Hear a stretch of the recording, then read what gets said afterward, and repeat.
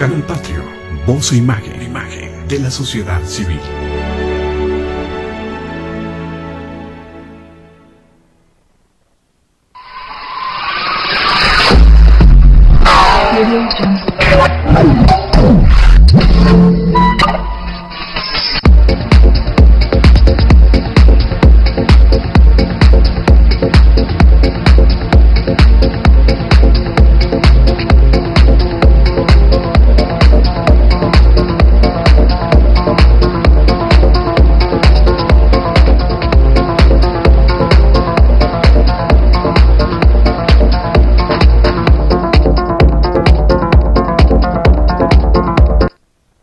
Canal Patrio, voz e imagen de la sociedad civil.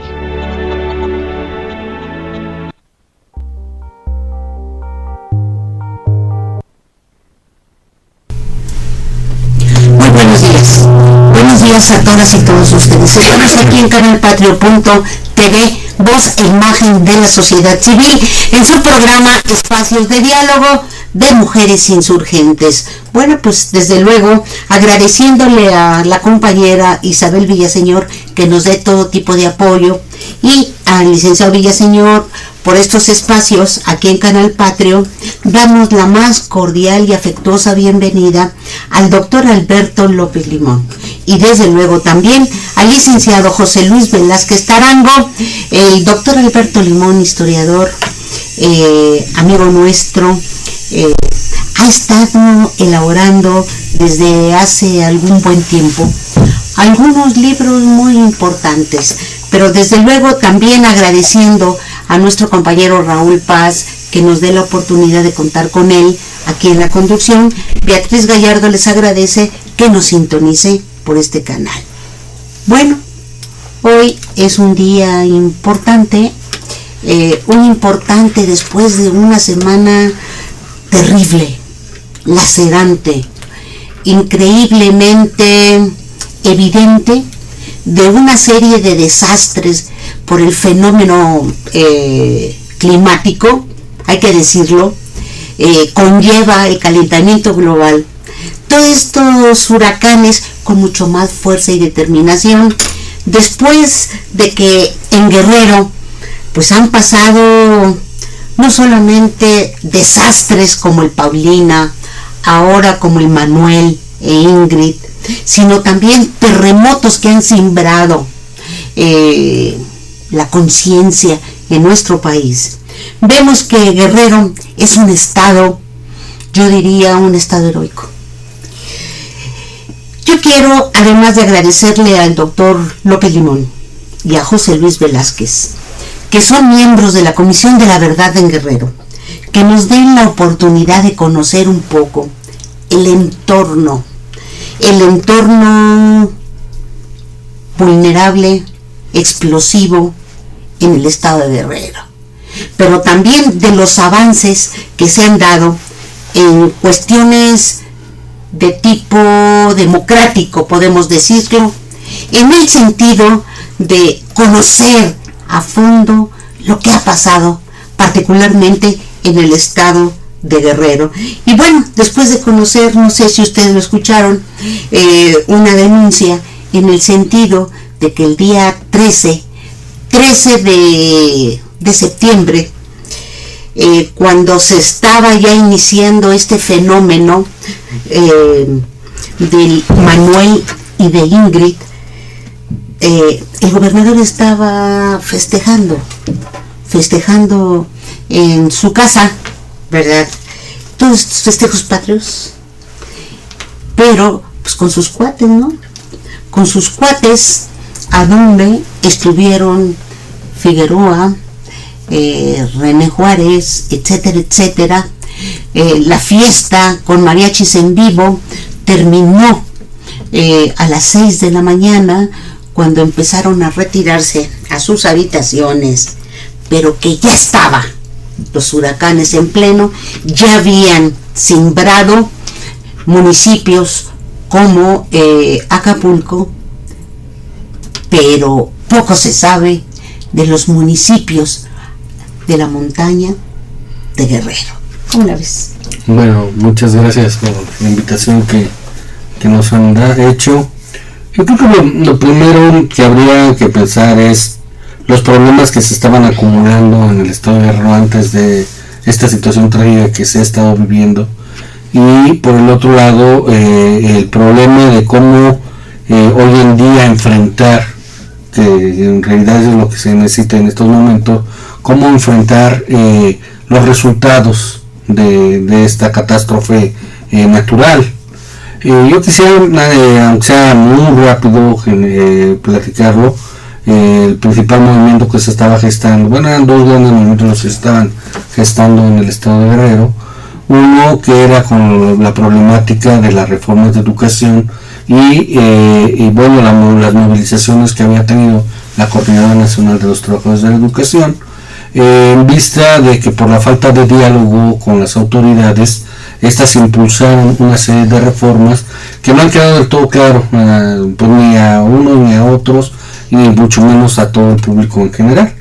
Entonces ese es un primer problema que sería importante que se destacara. Una parte que va directamente afectando hacia lo que es la filosofía y la metodología de la educación, y la otra parte que es fundamentalmente contra los intereses de los trabajadores del gremio, ¿no? Entonces esa problemática estaba inmersa en el Estado.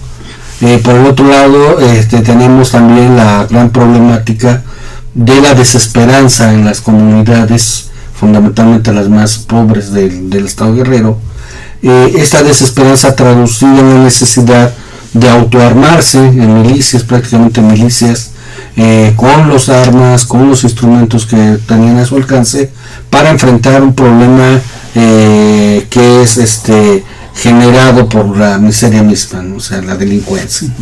Un problema que es generado por un sistema de producción capitalista que no da suficiente trabajo para la mayoría de la población, y los salarios que se dan son sumamente pobres, ¿no? Tan pobres que mejor el campesino opta por salirse de sus tierras, irse a las grandes ciudades, pero en las grandes ciudades se topa con que también se muere de hambre porque no hay de qué trabajar, y se empieza a establecer un gran círculo vicioso de gente que no tiene posibilidades de desarrollarse.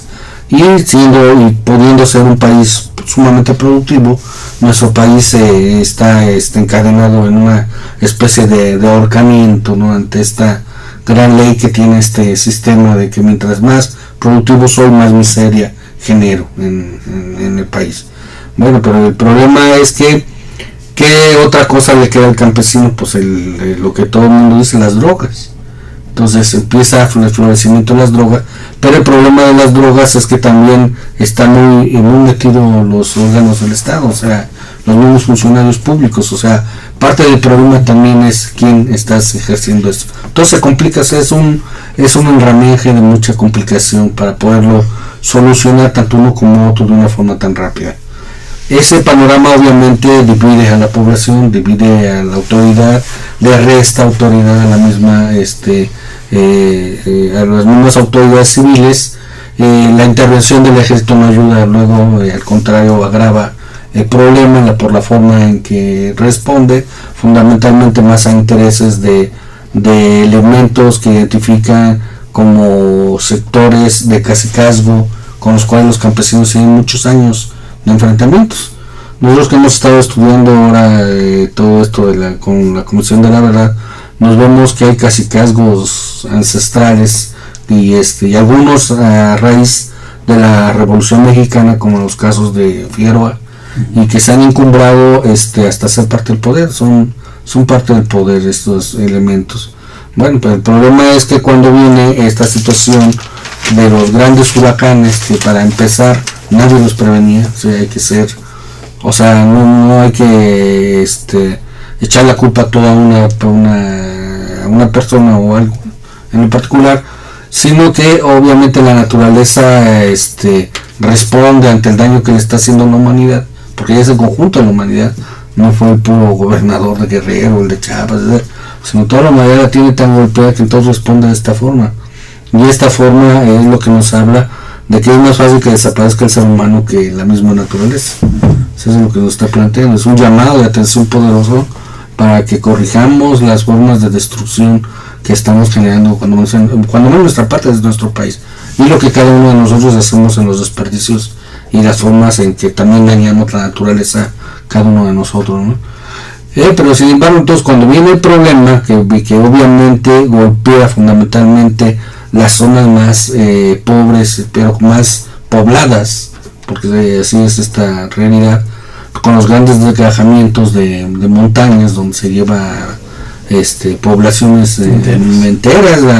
Ahí está viendo pueblos de la mitad, se los llevó los grandes lagos que se desbordan, que todavía, a diferencia de los de la Ciudad de México, que están todos entubados y que además tienen un drenaje profundo tremendo, que dicen que la ciudad es un gran queso Gruyère de tantas perforaciones que tenemos, que también algún día lo vamos a pagar. Eso de quitarle a la naturaleza tanta tierra y tanta agua va a traer muchas consecuencias hacia el futuro de la Ciudad de México, más cuando no empezamos a tener agua potable. Vamos a ver muy difíciles. Pero bueno, volviendo a lo de Guerrero, tenemos un problema porque el Estado, para empezar, no estaba preparado para una contingencia de esta naturaleza. O sea, el Estado prácticamente fue barrido. O sea, ya es una gran incapacidad de gobierno estatal. Por más que le digamos y dónde andaban, la verdad es que desde un primer momento quedó totalmente rebasado. Salud. Gracias. Totalmente rebasado, y ninguno de los servicios fue capaz de atender la complejidad del problema.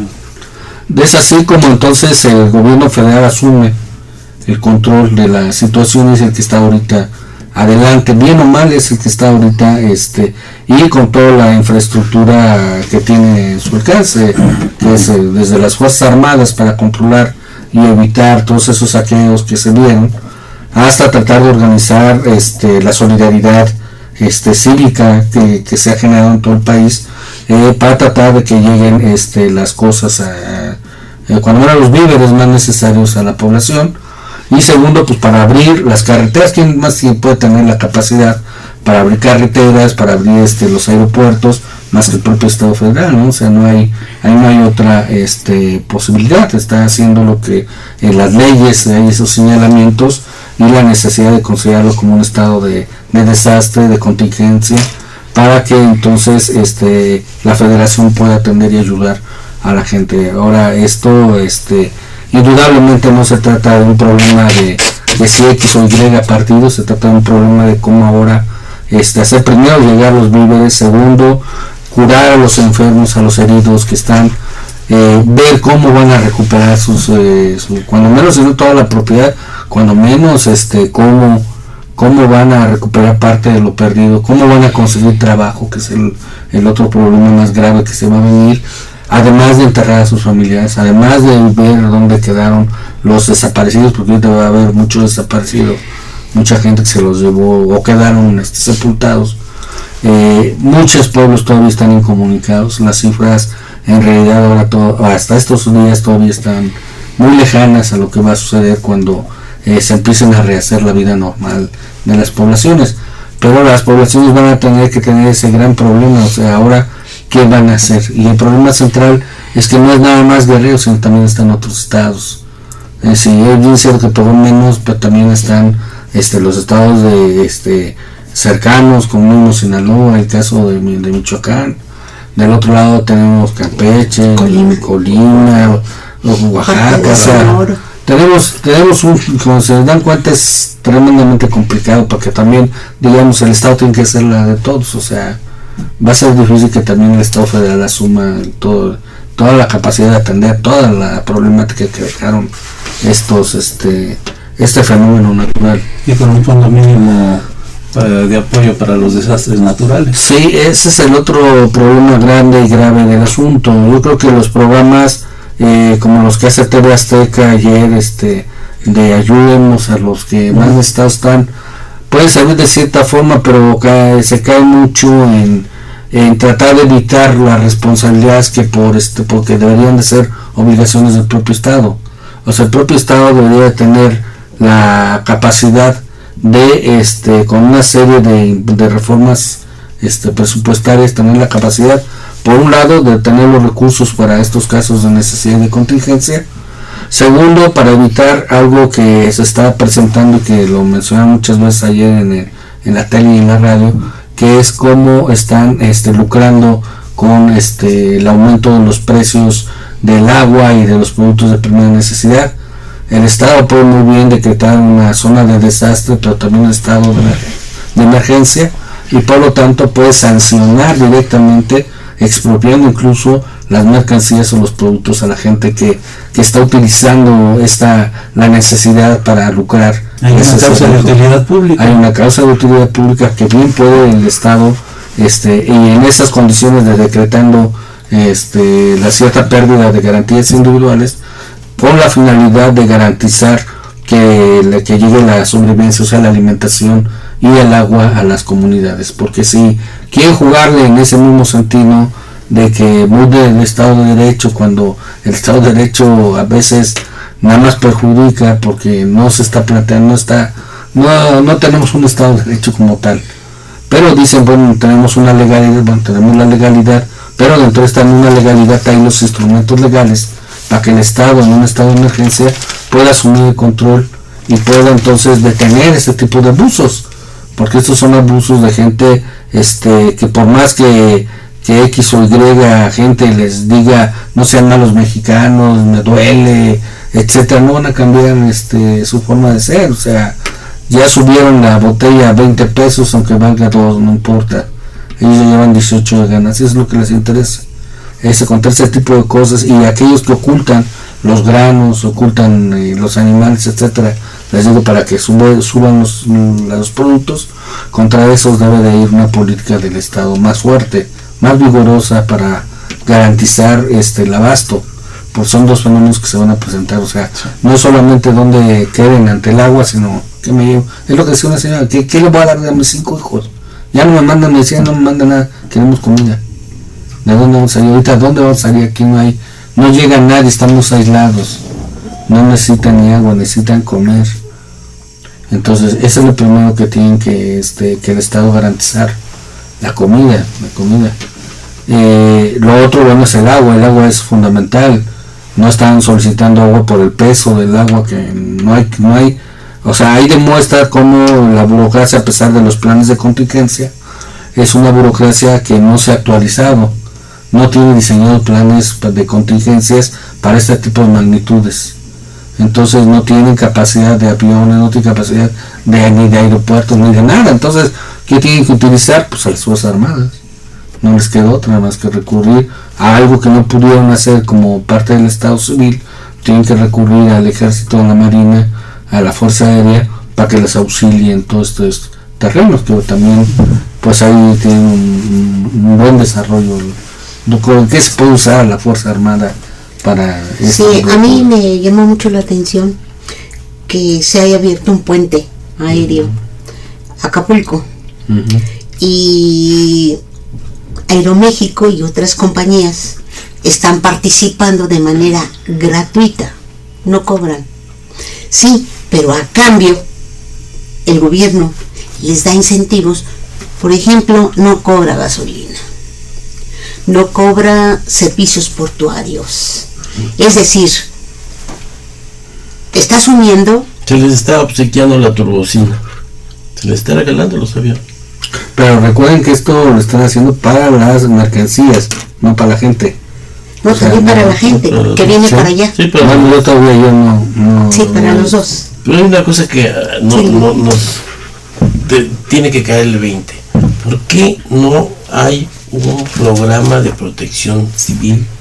¿Por qué no hay? Nadie lo quiere. Suceden eventos, hay sismos, suceden problemas como el que acabamos de pasar en Guerrero y en toda la República, y no tenemos un programa de protección civil, ni municipal, ni federal, ni estatal. ¿Hasta cuándo vamos a hacer un programa de protección civil? Sí, y un ejemplo es en el Distrito Federal, por ejemplo, en mi delegación, que es una delegación arbolada en Contreras. Hubo este sábado por la intensísima lluvia, deslaves en las partes muy altas. Y nada más llega Protección Civil y pone unos listones amarillos, ¿no? Nada más. Ni paliativos. Hubo hasta muertos. Hubo muertos. Hay toda una zona que inclusive los del PRD se metieron, lo promovieron en la zona de Locotán. Invasiones, ¿verdad? Y bueno, son zonas que están prácticamente con un ángulo de 90 grados. Sí, tiene razón José Luis. Efectivamente, en nuestro país, por lo que se ha visto ante las últimas contingencias, no solo las actuales de Guerrero, que son ahorita el caso más paradigmático, sino tradicionalmente, se ha visto que en materia de protección civil, estas políticas públicas están en pañales. No responden efectivamente a las grandes necesidades que generan emergencias de este calibre, iba a decir de esta naturaleza, bueno, pues las provoca la naturaleza.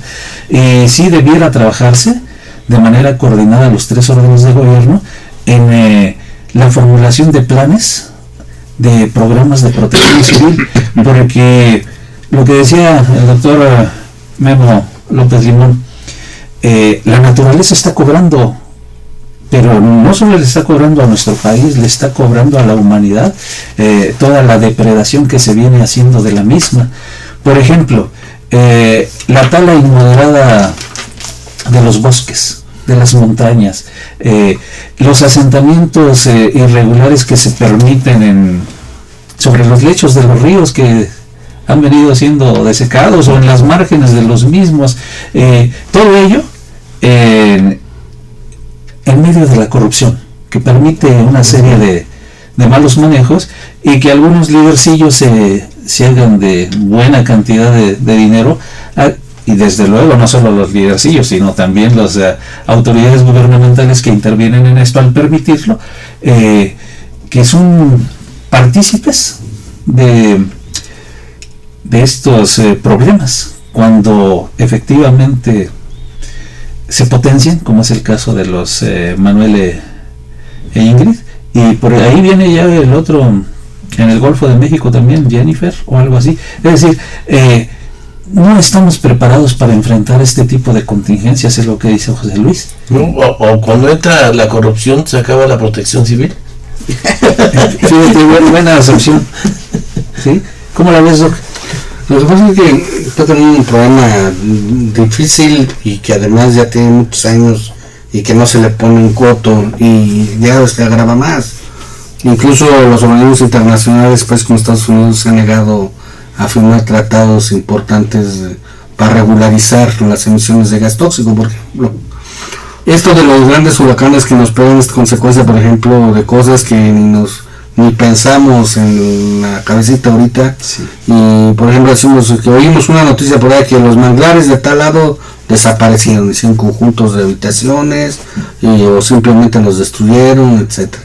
Pero esos manglares son precisamente los que evitan que se formen estos huracanes, porque con las hierbas, las plantas, los animales, etcétera, evitan, y los roces que tiene el aire va evitando que se formen estas grandes aglomeraciones. Sin embargo, como ya no existen, no hay fuerza que les impida, pues se van a ir creando y a la larga van a ser mucho más grandes. Esto es el problema de la apertura, el abuso de la entrada de las grandes inmobiliarias. Es el neoliberalismo en su justa magnitud, o sea, no me preocupa otra cosa más que ganar más dinero, lo demás no me interesa. Depredando la naturaleza. Sí, pero ellos hablan de inversiones, o sea, porque aquí generan trabajo, generan inversiones, hicieron un Cancún, de ahí de Cancún, pero las consecuencias las pagamos, porque a la larga la naturaleza va acumulando, si no acumula en un lado va a acumular en otro, y consecuencias los tenemos. O sea, otro ejemplo que tenemos muy claro es el ataque de tiburones en lugares donde tradicionalmente, y en particular el tiburón blanco, no aparecía, pero como se han ido calentando en los mares, pues ahora ya en ciertas partes del África no se hallan, ahora ya se hallan, porque ya dan toda la vuelta y suben, o sea, ¿por qué? Porque también los pescados, como ya hicieron una gran cacería de pescado de alimentación, porque las grandes multinacionales llegan y arrasan con los bancos de alimento. Entonces los animales obviamente van a buscar comida, y como el calentamiento, pues se va calentando el agua, el animal va subiendo y se llega a estacionar en otros países que nunca habían conocido el tiburón, ¿no? Y de repente lo tienen ahí metido.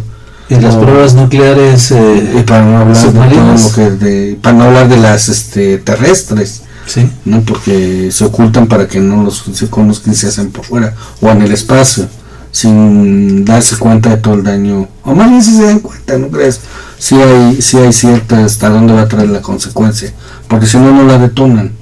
O sea, la idea es ver con ese detonamiento qué consecuencias traería, para ver qué tipo de armamento van a poner a la venta.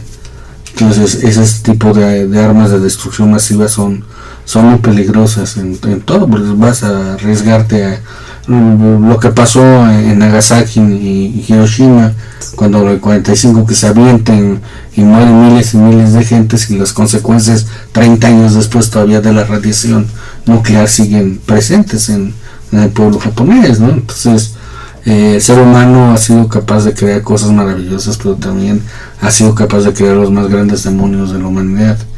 Entonces, en vez de dedicarse, como decimos, a cosas buenas como la medicina, esto de las comunicaciones, que es ¿quién iba a imaginar todo lo que hoy hemos avanzado con los CDs, las videocaseteras, etcétera? Los celulares, con todas sus aplicaciones, las televisiones, la era digital, o sea, todo eso hace 30 años no existía y hoy lo vemos, y sí, pero tiene su costo, y el costo es lo que no nos damos cuenta de que estamos pagando ahora esos costos, y esos costos nos van a cobrar, ¿no? O sea, los he hecho yo, los he hecho el fulano, el otro, la naturaleza cobra para todos, o sea, y agarra parejo. Ahí no entiendes si hay capitalistas, socialistas, comunistas, o que sea, ahí va, pum, es la parte más igualitaria, le pega a todos, ricos, pobres, jodidos. Indudablemente que los que más son dañados pues son los pobres, porque sus casitas son de materiales, a veces hasta de cartoncito, de maderita, ¿no? Va uno a las poblaciones en provincia y se encuentra de lo que está alrededor de lo que tiene su choza, ¿no? Su trabajo, su vivienda. Entonces imaginemos a una casa como la que tenía el Negro Durazo, que eran palacios, entonces mucha diferencia, ¿no? En cuanto un idiota, que va a resistir más una o la otra, o sea, quién va a traerse preocupado más que uno que otro, ¿no? Señora, es un aspecto sumamente interesante, Doc, acerca de los asentamientos humanos en nuestro país, por no mencionar otras regiones del planeta. Hay quien en las ciudades considera que el entorno de la ciudad es lo que existe en todo el país, y hasta que surge un evento de esta naturaleza se percata de que efectivamente hay poblaciones que sobreviven en condiciones infrahumanas. Lo estamos viendo con los pueblos de la montaña que están bajando a las poblaciones más cercanas, aunque muy lejanas al sitio donde ellos residían, donde lo perdieron todo, y llegan a la ciudad a buscar ese apoyo, ese generoso apoyo del pueblo guerrerense en este caso, del pueblo sinaloense en el caso también de Sinaloa, Michoacán, Oaxaca, esa generosidad de nuestro pueblo, que sí es bien importante valorarlo, pero también, insisto, a veces gran parte de los habitantes de las ciudades desconoce que efectivamente existen este tipo de enclaves. ¿Por qué? Porque no somos afectos a enterarnos de lo que hay en nuestro propio país, y decimos, bueno, pues esto ocurre en África, y hay municipios en Guerrero que están en condiciones paupérrimas, lo mismo que en Oaxaca y en otros municipios, e incluso en las propias ciudades hay los cinturones de miseria de los que se ocupan las autoridades solo en épocas que les pueda brindar beneficio electoral. Así es, e imagen. Es cuando se ocupan de ello.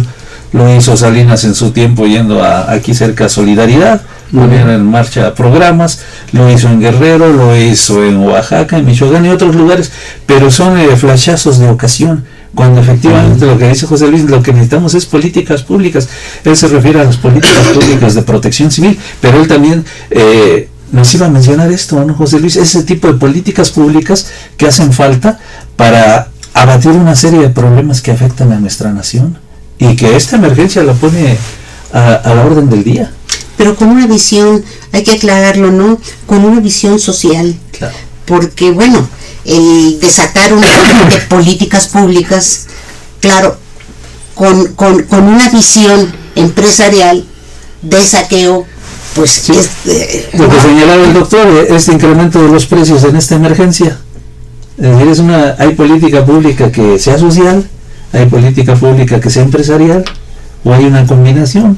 Es lo que preguntábamos, José Luis. Sí, de alguna manera lo que sucede es de que nadie quiere asumir una responsabilidad, nadie quiere tomar ese liderazgo, ¿sí?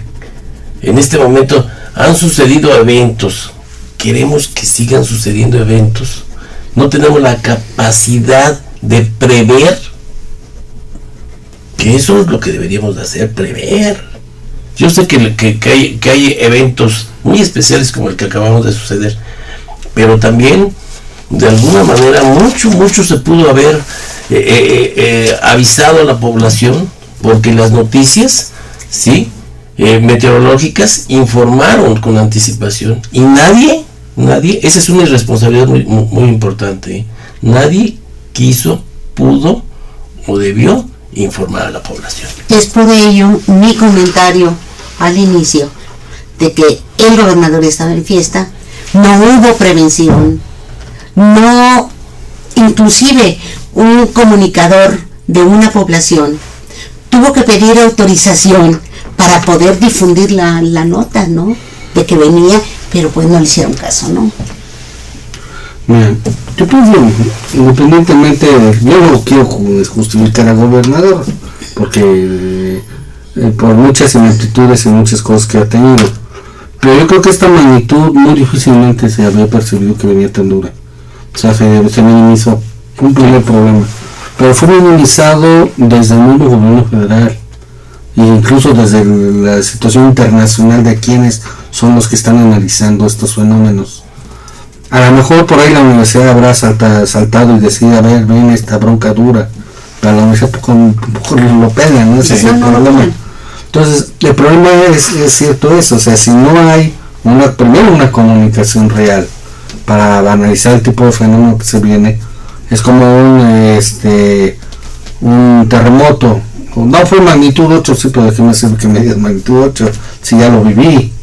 Entonces aquí al rato me van a decir, pues fue la tormenta fulana y sultana, sí, pero pues sabías que venía, porque esas tormentas vienen y se van viendo si se crecen o no crecen. O sea, hay quienes, cuando menos en Estados Unidos hay gente que está checando cómo va a pegar, monitoreando, y hasta donde yo sé también en la UNAM y en algunos otros lugares, incluso hasta la Defensa Nacional, la Marina, sí, en particular, checa eso. O sea, el problema central no es que los agarra también desprovistos, sino como dicen, no hay una política pública clara de cómo atender ese problema. Y esto también es derivado, y habría que hacerlo claro, no es que ahora sean malos o buenos los que están gobernando, sino es un problema de cómo se crea el poder en nuestro país. O sea, se crea a partir de una serie de alianzas con grandes cacicazgos, donde no pueden mover a los cacicazgos de sus estados. Y entonces llega el gran cacique, que es el presidente de la República, y llega a acuerdos con los caciques de sus estados, con los señores feudales, que ahora ya están capitalizados, pero siguen mandando. O sea, Figueroa tras de abajo de todo sigue mandando, independientemente de que sea fulano, sultano, perengano el que estén ahí. Y algunos sí tienen una visión empresarial, digamos, moderna, pero otros están en el limbo del atraso. Entonces esa gente que dicen de dosis, de martillo, de corte, que prefieren mejor andar todavía con cosas ilícitas que buscando cómo modernizar las cosas, pues no le preocupen lo más mínimo si tiene esta política de la que nos habla José Luis, que me va a dar igual. O sea, los que quieren 6 años de gobierno 4 lo que les toque y a ver cuánto me va a tocar y cuánto le puedo sacar este negocio y esta fiestita, a ver quién tiene las mayordomías. Yo tengo el control de las mayordomías. ¿Qué es lo primero que hacen los caciques? Pues se juntan con el de la zona militar, se juntan con el de la iglesia, pues son las autoridades, y con la parte civil, ¿no? La judicial. Se reúnen pachanguitas, fiestecitas, son de las que nos comentas, son la élite de ahí, y pues sí se están preocupando de su casita, de su ranchito, de sus vacas, etcétera, pero no hay el problema en conjunto, no les interesa, porque no es un problema de ellos. Quisieran, cuando les va a preocupar, cuando quieran los terrenos que no les pertenecen, que son de los otros, es cuando entonces van a ver cómo quitarlos, ¿no? Oye, doctor, pero aquí hay otro fenómeno ya ancestral, la incredulidad de la población con respecto a las declaraciones gubernamentales, de que no se les cree porque dicen una cosa y normalmente sucede otra. Dicen, no van a aumentar los precios y ya sabemos que es anuncio de que suben.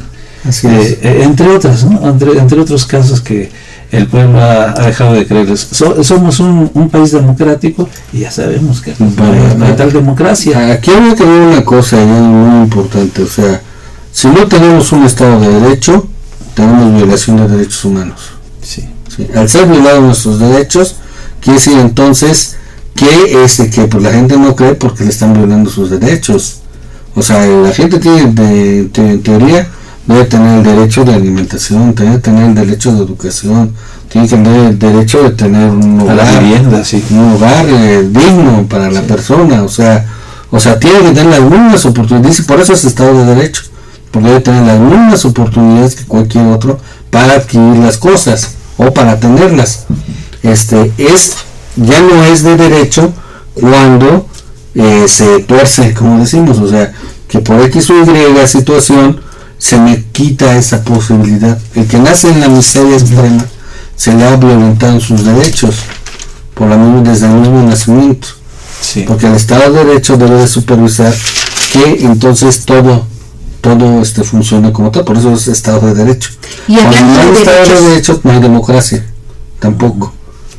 Sí, Por eso hablamos de una incipiente democracia. por eso se habla, yo más bien digo, disfrazan por el hecho de un sistema autoritario como si fuera democrático, o decimos es la democracia posible a la mexicana, sí, como si hubiera la de otros estados, pero bueno, ese es el concepto que nos venden, un concepto ideológico para tratarnos de hacer pensar que las cosas andan bien. O sea, ya hubo elecciones, que por cierto ahí también se violentaron los derechos políticos al no reconocerse a los triunfadores, sino darle el primero al panista y ahora al priista, y bueno, ahí están también los derechos políticos tirados en la basura, y eso habla entonces, el problema central cuál es, otra cosa importante del Estado de Derecho es que haya un equilibrio entre los poderes, Sí. entre el ejecutivo, el legislativo y el judicial, No lo hay. y no existe. Es una Todos obligación. dependen del ejecutivo porque el ejecutivo los pone. Y además, Por eso, pero los pone, o sea, ¿quién pone al de la Suprema Corte de Justicia? El presidente. Sí. El Ejecutivo. ¿Quién pone a todos los demás? El Ejecutivo. Los presidentes, Sí. concretamente el que asume el cargo. ¿Quiénes son entonces el judicial? Pues igual. El Ejecutivo. Entonces no es como otros estados, como no me gusta mucho, pero voy a mencionar en Estados Unidos, donde el Marshal, el juez, que está el comandante, es elegido por el pueblo y es conocido, todo el mundo lo conoce, es una persona que hace la comunidad, y la policía es comunitaria, y tienen aparte de su ejército, tienen a la milicia, la Guardia Civil. Que aquí en México se ha negado a hacer una milicia. Yo creo que tú has mencionado a lo largo de tu intervención de dos cuestiones muy importantes. Uno, en este entorno, ¿cuál es aún el papel de las reformas educativas con los grandes núcleos de maestros, particularmente del estado de Guerrero, que están en resistencia? Eso por un lado, ¿no? A mí me parece que hay que destacarlo de una manera muy importante. Y la otra son las policías comunitarias. ¿Cuál es tu opinión? Mira, yo lo que mencionaba, esto nos puede llevar horas para analizarlo, porque mira, el problema de la educación es un problema muy complicado. ¿Por qué? Porque ha sido un problema histórico de acumulación de errores tras errores, pero también de aciertos. Y para eso nos tendríamos que ir por lo menos a la época de Lázaro Cárdenas, del verdadero presidente. Ahí nos tendríamos que ir para ver el trazado de políticas comunitarias, de políticas favorables hacia la población en general, que trataron de buscar fundamentalmente un desarrollo en el país, un desarrollo tipo capitalista, aunque había una educación socialista. O sea, estábamos viviendo en la contradicción. Capitalismo de Estado. Un capitalismo de Estado con unas ideas socialistas, pero al fin y al cabo lo que se trataba dentro de la educación era que se necesitaba tener comunidad, hacer comunidad, porque se necesitaba el problema de la patria. O sea, el país estaba totalmente pulverizado, venía de una guerra interna que ya tenía muchos años de venir dando guerras y guerras y guerras y guerras en el país, desde la misma independencia, y donde el problema de la soberanía era prácticamente inexistente, porque no había un Estado como tal. O sea, todos se peleaban, sí, exactamente, que era Obregón, que si Calles, que si fulano, sultano, pero a fin y al cabo quedaba una camarilla. Pero no era el país no se sentía identificado con nadie. Es solamente a raíz de estas políticas que desarrolla Cárdenas que logra darle una identidad al país. ¿Una consolidación? No solamente una consolidación, sino desarrolla primero el mercado interno. Este mercado interno no lo desarrollan con políticas económicas, sino lo desarrollan con los maestros. El papel de los maestros es sumamente importante porque son aquellos que se meten en verdadero centro neurálgico del problema que es lo rural en aquella época. O sea, aquí teníamos, digamos, 10% urbano y el 90% rural. Entonces, ¿dónde era donde había que meterse a crear ese mercado interno que le diera base y consistencia al capitalismo? Pues en el medio rural, vamos a las montañas, a la selva. Entonces son gente mística, incluso los maestros son místicos en esos momentos, son gente totalmente que se entrega en cuerpo y alma a la labor, y esa generación nos llega hasta los años 60. A pesar después de que el Estado, después de que el capitalismo se logra desarrollar en todo el país, también es cierto que una parte de los maestros que se forman con las ideas socialistas y comunistas forman parte muy importante de una gran camada que va de los años 60 y 70 va a desarrollar la lucha armada en nuestro país, concretamente, y hoy que se celebra el 23 de septiembre del 60, conmemorando lo de Chihuahua, de la Ciudad Juárez, de Ciudad Madera, el 23 de septiembre del 65, cuando un grupo de maestros, jóvenes maestros, intenta tomar un cuartel y fracasan, pero más allá del fracaso, porque aunque había campesinos, la mayoría son maestros, más allá de ese fracaso militar, es una parte simbólica de porque de ahí se toma como fecha emblemática, como lo que sucede en el Moncada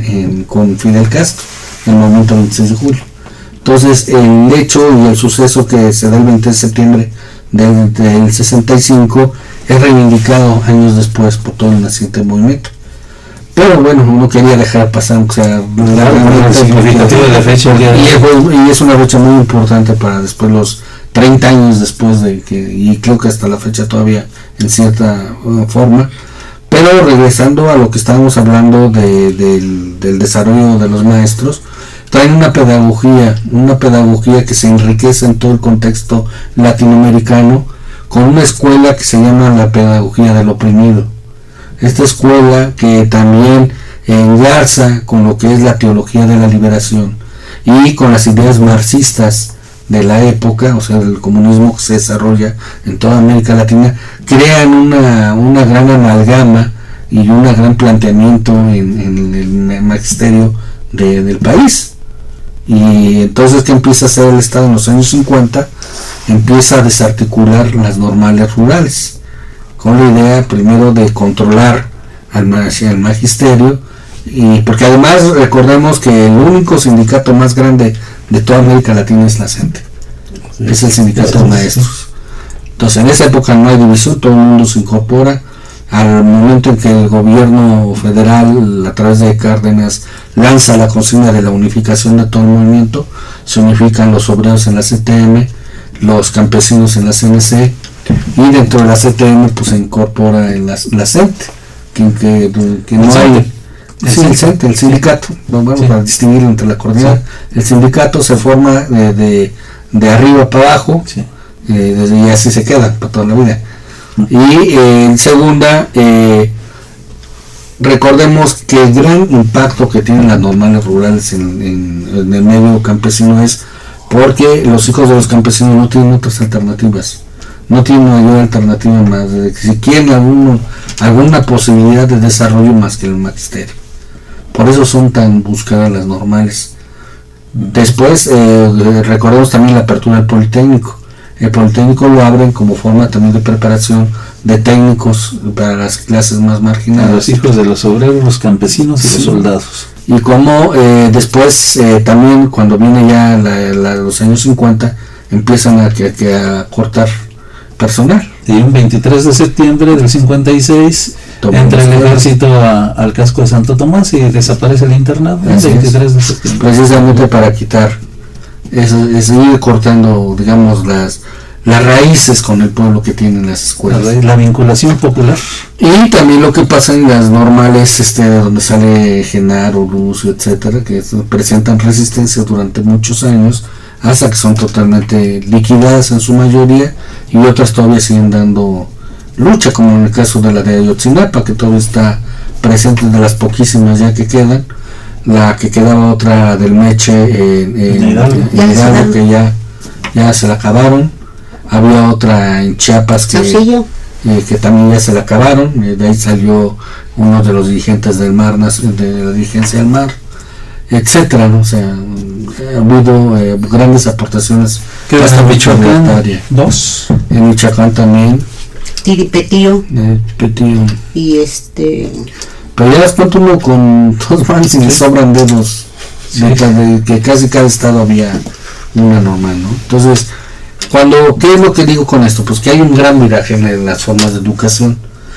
Se educaba en un principio para la actividad, juntar la parte del trabajo manual con el intelectual. Esa era la idea en los primeros años.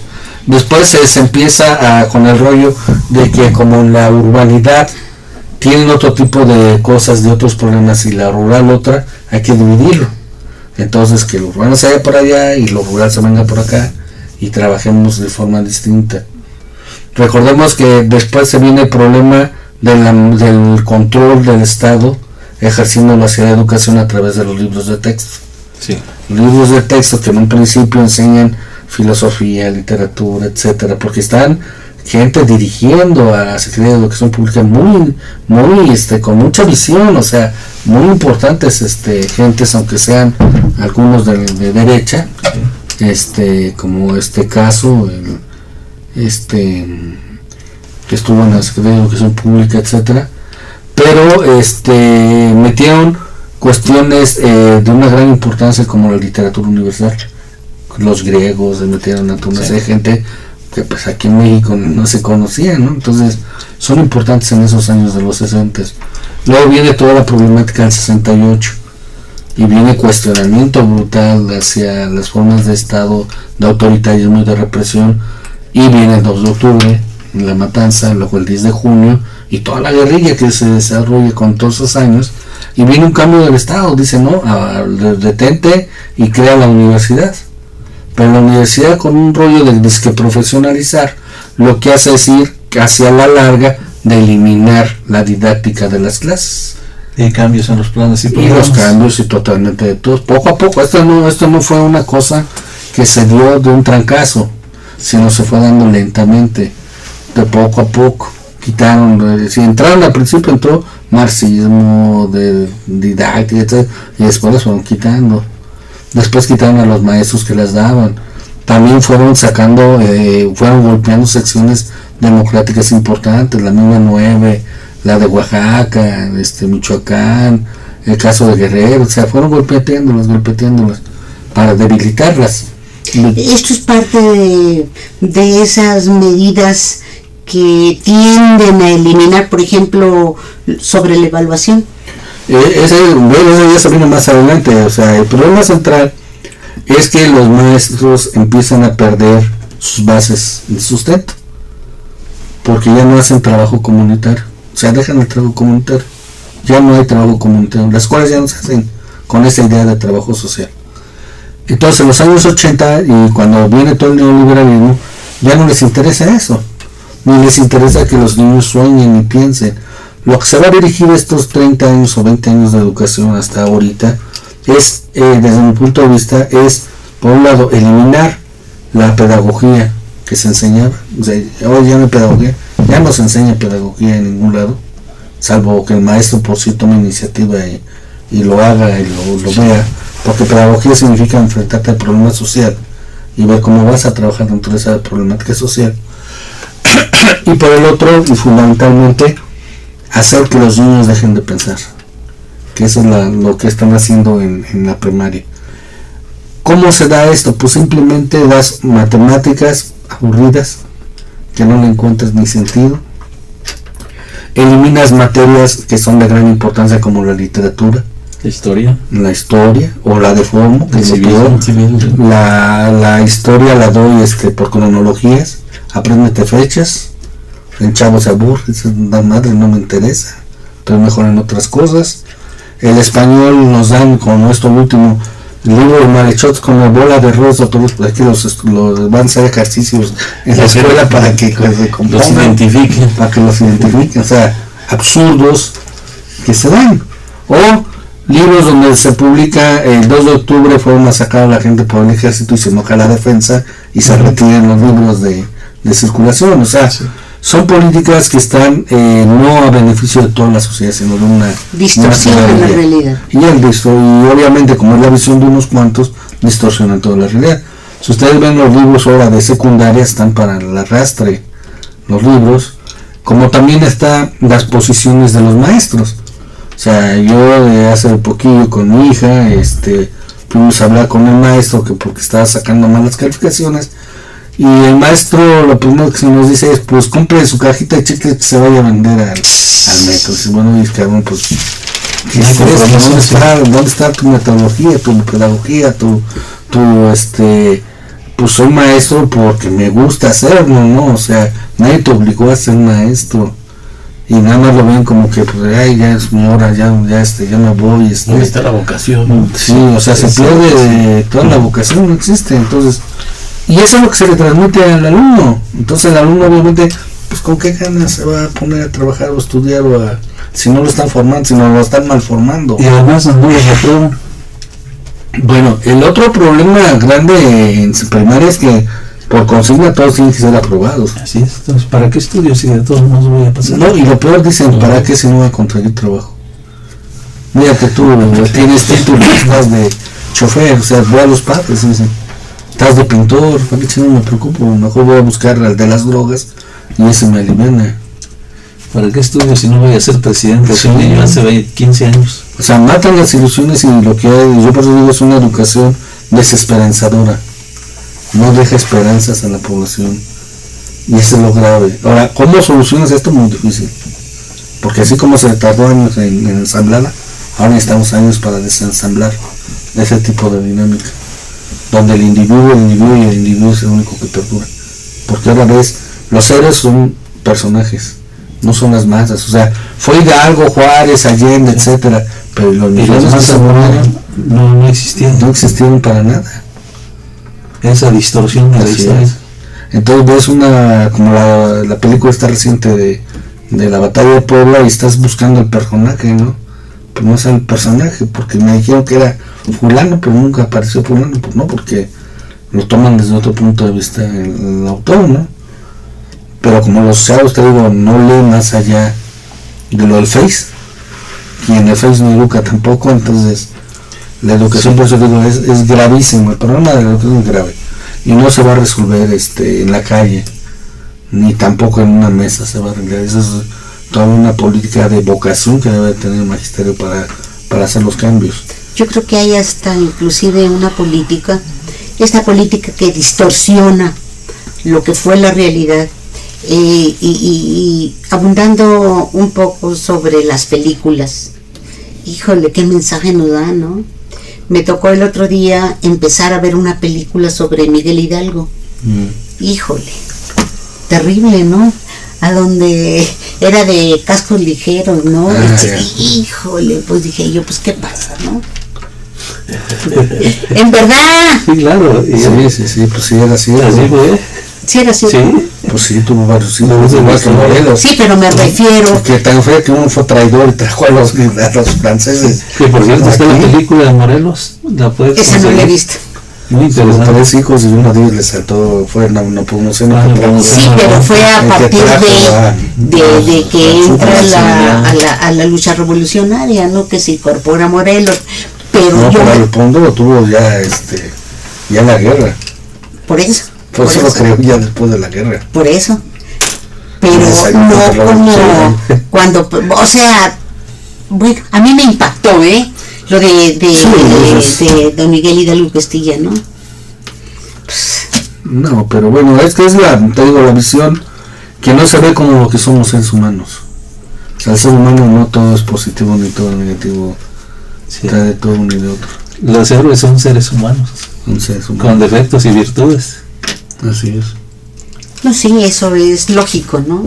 Ujú. Eso es lógico, pero cuando entran en una tesitura a donde se tratan sus debilidades como lo principal, Bueno, ahí es donde toda la película tiene un objetivo, eso también no nos dormamos en el asunto, o sea, todo también tiene una parte política y una parte ideológica, indudablemente, entonces es difícil luego a veces discernir entre unos y otros, pero siempre hay que buscarle, siempre todo trae pie de atrás, todo trae su piecito. Por eso digo que el problema de los maestros no es un problema que se pueda resolver con una simple firma, ni es un problema que se agote en una plática, sino que es un problema muy largo y necesita también una visión de un gran político pensante, y nuestro país anda muy escaso de esas personas. pues sí, hoy en día. pero también hay quienes, por ejemplo los gringos, tratan de destacar a gente como MacArthur, ¿no? Bueno, pero Cuando tenía su esencia anticomunista, ¿no? bueno, sí, pero la cultura norteamericana es muy distinta a la americana. Sí. Mira, yo te voy a decir Yucatán, vendiendo desde abajo, o sea, el partido yucateco, el socialista de los trabajadores, fue muy importante en Yucatán. Tan es así que salió gobernador, un socialista, el primer socialista del país gobernando un país en un estado. Carrillo Puerto. Importante, Carrillo Puerto, que después lo asesinaron. Pues sí. Pero nos habla de que en nuestro país hay una gran experiencia que es importante rescatarla y darla a conocer, que se está perdiendo. Se está perdiendo porque ahorita al drede, los que están en el poder, que vienen desde la gente del PAN y del PRI, nos están haciendo que la historia se olvide. ¿Qué es lo que nos está pasando con la Comisión de la Verdad del Estado? Pues tratan de que ya se olvide todo lo que sucedió en los años 70. Tratando de admitir, ¿no?, que Guerrero es un estado por naturaleza insurgente. Sí, tiene una altísima capacidad de respuesta. Eso es sumamente importante, porque ha sido escenario desde la revolución de independencia. Ahí la resistencia precisamente, con Vicente Guerrero y otros personajes, sí, otros héroes nacionales. Ahí fue la resistencia. Hasta allá tuvo que ir Iturbide para pactar. Sí, que un traidorzote tradicional. Hay resistencia Guerrero. ¿Mande? Hay resistencia Guerrero. ¿En qué sentido resistencia? Porque resistencia es una palabra muy amplia, pero de hecho sí hay resistencia en muchos sectores en el Guerrero. Desde en el pueblo de Guerrero. Sí, en el pueblo de Guerrero, o sea, las guardias comunitarias para dar pauta, sí, a esto de las guardias comunitarias, o sea, ¿qué es lo que queda ante la población? Bueno, para ellos el uso de las armas es lo más común, o sea, no nos debe de espantar el hecho de que la gente se arme, para garantizar su defensa, y más en las comunidades rurales, o sea, es muy normal que la gente tenga un arma, a lo mejor una AK, una M2, pero sí tiene su escopeta, fundamentalmente su arma para andar de cacería, su pistolita 22, o de defensa, porque también hay mucho delincuente. ¿Qué es lo que sucede cuando hay un vacío de poder, que no hay, como no hay autoridad civil, o la parte judicial está resultando que son los delincuentes?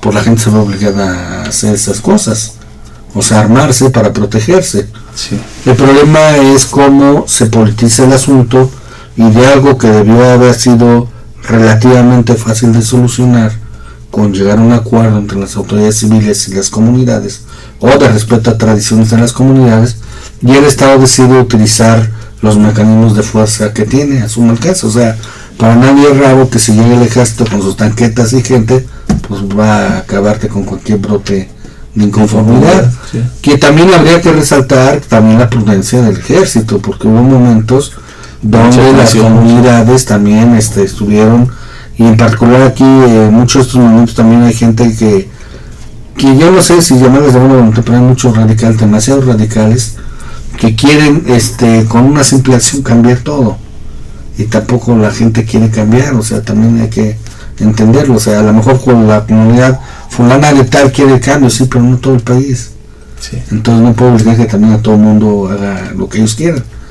Entonces, cuando llegan, por ejemplo, días anteriores, semanas pasadas, donde agarran a los soldados y los canjean por armas, o sea, la gente también pudo agarrar, de hecho, mete un batallón y a la raza con todo y se los lleva, o sea, Sí. y rescata a su gente, está en todo su derecho. Prefirió dialogar, que es algo inédito en el país. O sea, el ejército no negociaba, el ejército llegaba y reventaba. Bueno, hay una política de distensión. Obviamente cuando ya están más fuertes y se ve que no es el ejército el problema, se van quedando solos los comunitarios, porque se van aislando. Sí.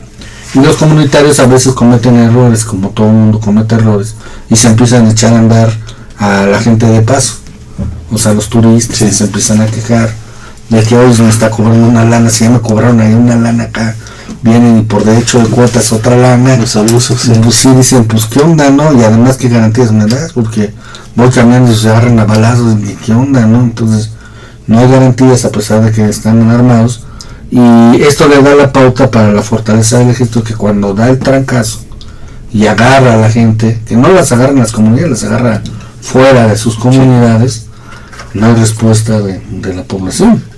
Sí, porque están desvinculados de la misma. O los agarraron y ya no hay quien organice ahí.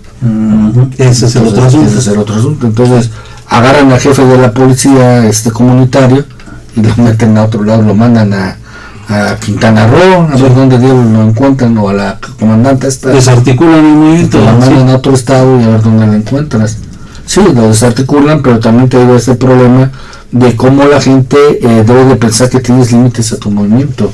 O sea, un buen estratega político ve hasta dónde puede ir a tu movimiento y hasta dónde no debe de repasar, porque si lo pasas te van a golpear, y hasta dónde hay que renegociar, y hasta dónde en determinado momento pues ahí están las armas y me quedo con mi organización, y no que ni me quedo con las armas ni con la organización porque me desarticulan. Sí, no llevarle al suicidio a la organización. Que un maestro de estos que yo veo históricamente es a Rubén Jaramillo.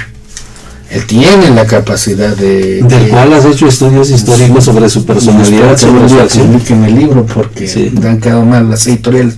Pero bueno, ¿qué es lo que hace el Estado? ¿Cuál es tu libro? El libro y obra de Rubén Jaramillo.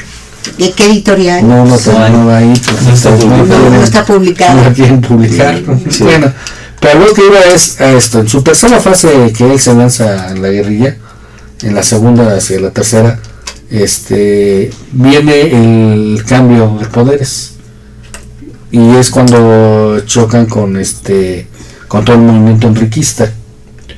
Entonces él se alía con Enríquez y desarrollan su política electoral, pero él trae 50,000 órdenes de detención porque está en la guerrilla, está clandestino, lo están buscando, y así va y se paran los mítines masivos de Zacatepec, en los ejidos, y habla ante la gente. O sea, tiene esa capacidad de que, a pesar de que gobernación, el ejército y todos los andan buscando, llega con 10,000, 15,000 gentes y ahí está hablándoles a la gente. Y lo protege su pueblo. Y lo protege la raza. Pues el 15 se va a enfrentar contra 10,000 gentes, pues no es tan loco, ¿no? Entonces, esos son los ejemplos de cómo se llegan a dar alianzas a favor. Otro que es muy importante es su estudio de Genaro Vázquez. Genaro, con el movimiento cívico, logró unir desde el más recalcitrante rojo hasta el más blanco reformista del PRI. O sea, los aglutinó a todos para tumbar al gobernador, para tumbar un gobierno autoritario. Entonces no se la podían dejar de permitir, no quisieron matar varias veces, etcétera, ¿no? Entonces esos son dos ejemplos muy importantes de cómo muchos le decían, sí, no, espérense, esto nos lleva a que nos maten, nos desarticulen. Entonces sabía un momento preciso que había que echar. ¿Cuándo dar el paso adelante y cuándo dar el paso atrás? Así es. Entonces un buen político tiene que ser responsable ante lo que tiene detrás, no un irresponsable. No es el que se lanza a saquear y a destruir y a lo torpe, sino mire, si destrozo eso, ¿qué consecuencias me trae? Si golpeo esto, ¿qué otra me hace? Si uso uso de la violencia, ¿por qué? ¿Sí? Entonces, ¿por qué? Porque yo sé que si meto un caballo al Palacio Nacional, pues estoy no solamente denigrando mi lucha, sino a una institución, ¿no? O si voy y quemo la bandera nacional, pues ¿qué hubo? ¿No? O sea, son cosas que tiene uno que prevenir como político, ¿no? O sea, hasta aquí se puede esto, hasta aquí en realidad puedo llegar, y lo que yo tengo me da para esto, no para más. O sea, ese es lo que muchos han perdido. Y el movimiento magisterial, como cualquier otro movimiento, ha tenido esa situación, como Atenco. Perdieron la cabeza y los golpearon hasta que se cansaron y no pudieron articular otra cosa. Sí, y por ejemplo mencionas a Atenco, ¿sigue el problema? Pues hasta donde se está tranquilo todo el mundo. Sí. Se tranquilizó después de las golpes y todo. Aunque hay resistencia, solidaridad, sí, pero ya no levantan. Sí. No, porque primero se acabó el problema, el conflicto era la bronca del aeropuerto, se acabó el aeropuerto. Segundo, fue un exceso lo que hicieron. Primero los habitantes que se pasaron, y ahí se veía en las televisiones cómo se pasaron con los policías que casi mataron ahí enfrente de todo el mundo. Entonces, ¿cómo justificas eso? La falta de estrategia que dices. Sí, o sea, ¿cómo justifico que aquí pobre lo agarran tres al granadero y lo están pateando ahí en el piso y hasta una piedra le avientan y dices, o sea, son saltos de salvajada, ¿cuál resistencia, no? Sí, cuando tapan la carretera y que después de tiempo llega la Policía Federal, ¿no? Sí, entonces ya cuando vienen los federales después se llevan a todos hasta aplausos. La comunidad dice que ya era hora de que la policía entrara, ¿no? Y ahí se aislan y rompen. Estás hablando de algo muy importante y me parece que cabe en este sentido el análisis con los compañeros de la CENTE, a dónde han bloqueado, en el caso del Distrito Federal periférico, algunas vías muy importantes. El problema con la CENTE es un problema del anarquismo que tiene en su interior. O sea, y el anarquismo es una corriente histórica que siempre ha estado presente en el sindicalismo en nuestro país. Ha dejado de tener importancia, pero aún así sigue moviéndose. Y esto lo vemos con estos sectores que hegemonizan, digamos, porque no son todos, no es toda la CENTE, pero sí son un buen sector de la CENTE, de algunos dirigentes que dicen son muy gallitos, pero hasta cierto punto, porque ya después dejan de ser gallinitos. Entonces, ¿qué es lo que hacen? Pues van directamente a la agresividad, ¿no? O sea, no es la mejor forma de ganarse a la población lo que hacen, ¿sí? Sí. El maestro, que por ejemplo nos dijo que la niña se fuera a vender pepitas a la calle, a lo mejor era del sindicato, pero los que hacen el paro son los de la coordinadora. Entonces, ¿quién es los que se llevan los negativos? La coordinadora. Sí. Si la coordinadora va a ir para el tráfico en una hora de importancia, ¿a quién le van a estar rayando la suya? Pues a la coordinadora, porque yo tengo un gasto, me castigan si no llego, etcétera, etcétera. Sí, fue terrible porque se vio una reacción, ¿verdad? de muchos choferes, habitantes del Distrito Federal. Bueno, basta ya, qué bueno que les pusieron en la torre, ¿verdad? Verlo del Zócalo, por ejemplo, Obrador pide que le presten el Zócalo, dice, Never, vete a donde quieras. Entonces, la fuerza de la gente que va con Obrador dice, pues maestros se vayan mucho a él, ya saben, ¿no? Entonces, es la forma más importante de ganar adeptos para tu lucha.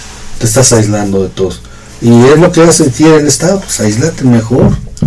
Si hay más cuerda para que te estrangules. Si a tus errores estratégicos le aunas la campaña de linchamiento para la que no tienes respuesta.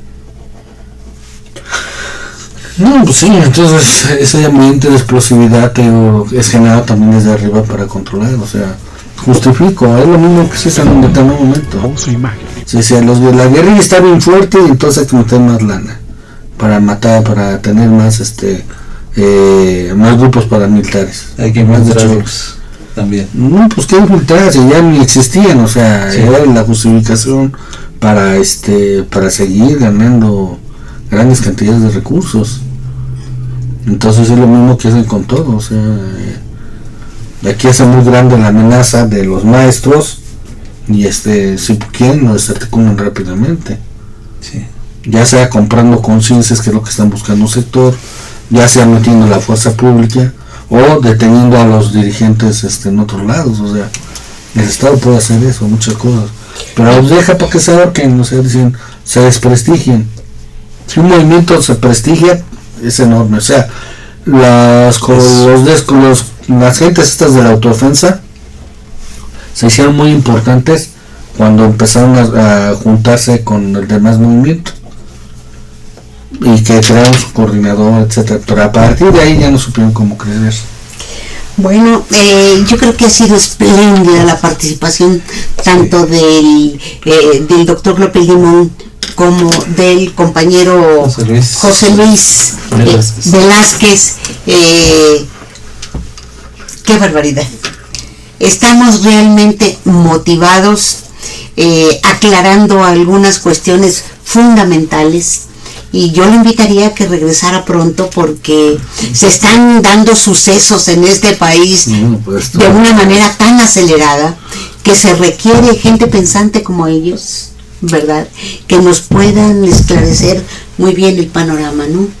Sí, y sobre todo a propósito de este 45 aniversario del movimiento del 68, con todo lo que tuvo que ver en antecedentes y lo que siguió después, ¿no? Sería muy importante, José Luis, que abordáramos estos temas. Claro, con mucho gusto. Pues en una semanita, ¿verdad? Vamos a entrar en la primera semana de octubre, sí. Y nos daría mucho gusto que tuviéramos la oportunidad de recibirlos nuevamente en esta mesa. Gracias, doctor López Limón. Gracias, José Luis Velázquez. Raúl, muchas gracias. Gracias a usted por sintonizar este programa Espacios de Diálogo de Mujeres Insurgentes. El día de hoy aprendimos cosas muy interesantes. Claro. Pásela bien. Gracias a Isabel. Muchas gracias. Nos vemos el día de mañana también en punto de las 11 por este canal y en este programa. Beatriz Gallardo les agradece muchísimo el que nos haya sintonizado. Pásela bien. Canal Patrio, voz e imagen de la sociedad civil.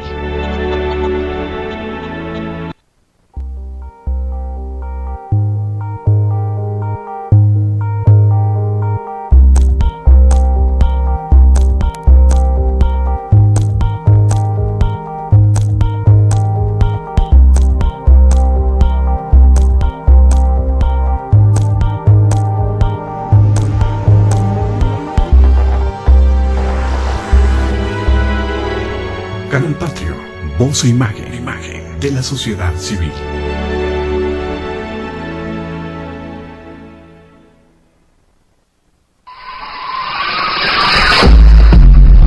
Radio Jungle.